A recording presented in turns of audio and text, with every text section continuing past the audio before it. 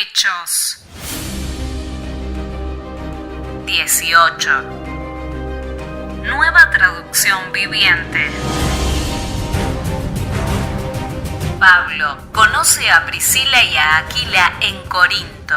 Después, Pablo salió de Atenas y fue a Corinto. Allí conoció a un judío llamado Aquila, nacido en la región del Ponto, quien estaba recién llegado de Italia junto con su esposa, Priscila. Habían salido de Italia cuando Claudio César deportó de Roma a todos los judíos. Pablo se quedó a vivir y a trabajar con ellos porque eran fabricantes de carpas, al igual que él. Cada día de descanso, Pablo se encontraba en la sinagoga tratando de persuadir tanto a judíos como a griegos. Después de que Silas y Timoteo llegaron de Macedonia, Pablo pasó todo el tiempo predicando la palabra. Testificaba a los judíos que Jesús era el Mesías. Pero cuando ellos se opusieron y lo insultaron, Pablo se sacudió el polvo de su ropa y dijo: La sangre de ustedes está sobre sus propias cabezas. Yo soy inocente. De ahora en adelante iré a predicar a los gentiles. Entonces salió de allí y fue a la casa de Ticio Justo, un gentil que adoraba a Dios y que vivía al lado de la sinagoga. Crispo, el líder de la sinagoga, y todos los de su casa creyeron en el Señor.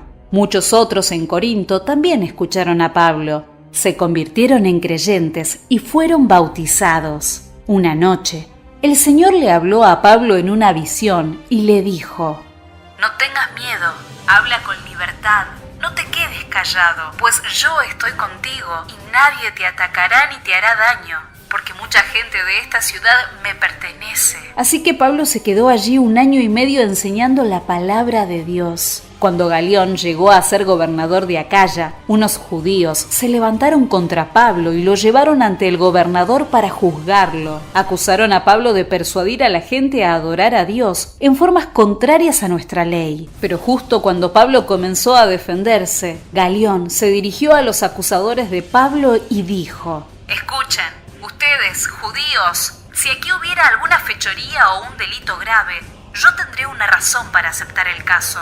Pero dado que es solo un asunto de palabras y nombres y de su ley judía, resuélvanlo ustedes mismos. Me niego a juzgar tales asuntos. Así que los expulsó de la corte.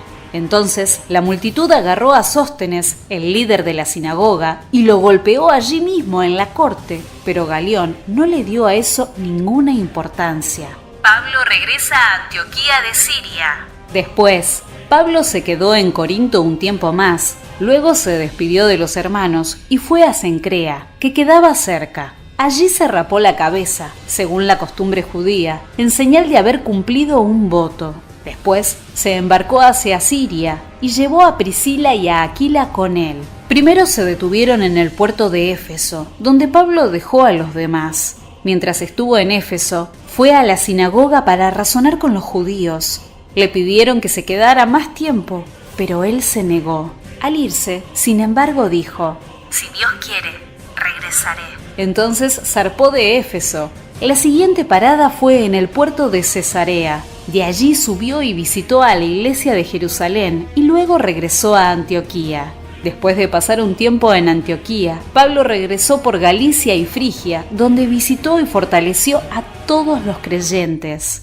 Apolos recibe instrucción en Éfeso. Mientras tanto, un judío llamado Apolos, un orador elocuente que conocía bien las Escrituras, llegó a Éfeso desde la ciudad de Alejandría, en Egipto.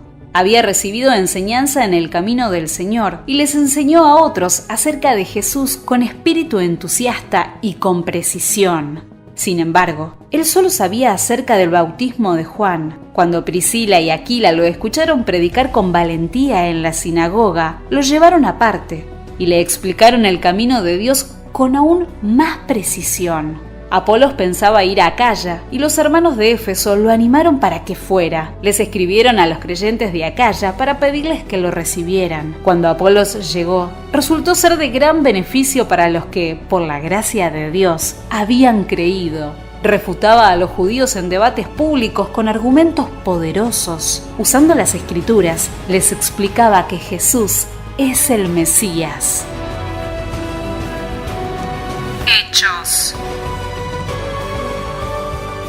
18. Nueva traducción viviente.